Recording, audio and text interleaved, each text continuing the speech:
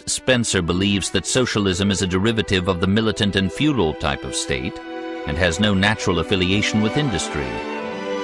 Like militarism, socialism involves the development of centralization, the extension of governmental power, the decay of initiative, and the subordination of the individual. Well may Prince Bismarck display leanings towards state socialism. It is the law of all organization that as it becomes complete, it becomes rigid. Socialism would be in industry what a rigid instinctive equipment is in animals. It would produce a community of human ants and bees, and would issue in a slavery far more monotonous and hopeless than the present condition of affairs. Under the compulsory arbitration which socialism would necessitate, the regulators, pursuing their personal interests, would not be met by the combined resistance of all workers, and their power, unchecked as now by refusals to work save on prescribed terms, would grow and ramify and consolidate until it became irresistible. When from regulation of the workers by the bureaucracy we turn to the bureaucracy itself and ask how it is to be regulated, there is no satisfactory answer. Under such conditions there must arise a new aristocracy, for the support of which the masses would toil, and which, being consolidated, would wield a power far beyond that of any past aristocracy. Economic relationships are so different from political relationships, and so much more complex, that no government could regulate them all without such an enslaving bureaucracy. State interference always neglects some factor of the intricate industrial situation, and has failed whenever tried.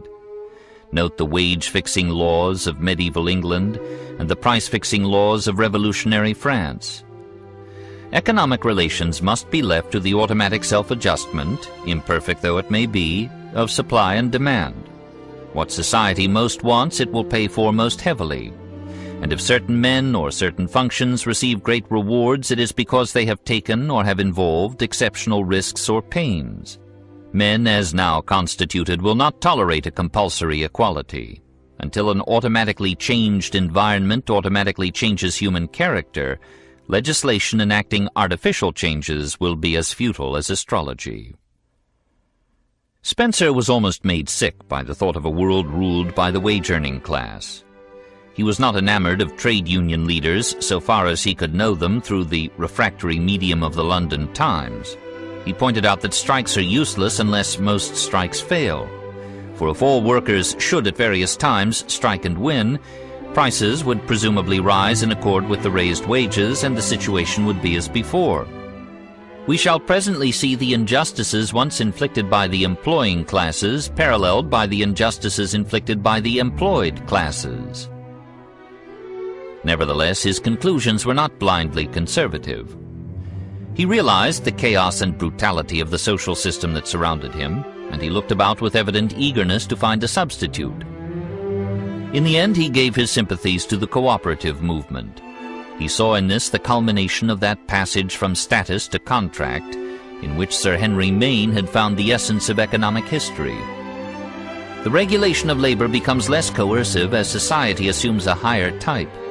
Here we reach a form in which the coerciveness has diminished to the smallest degree consistent with combined action.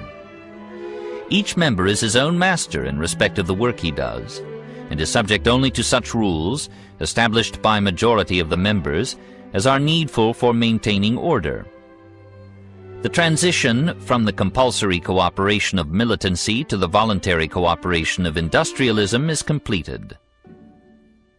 He doubts if human beings are yet honest and competent enough to make so democratic a system of industry efficient, but he is all for trying. He foresees a time when industry will no longer be directed by absolute masters, and men will no longer sacrifice their lives in the production of rubbish. As the contrast between the militant and the industrial types is indicated by inversion of the belief that individuals exist for the benefit of the state into the belief that the state exists for the benefit of individuals, so the contrast between the industrial type and the type likely to be evolved from it is indicated by inversion of the belief that life is for work into the belief that work is for life.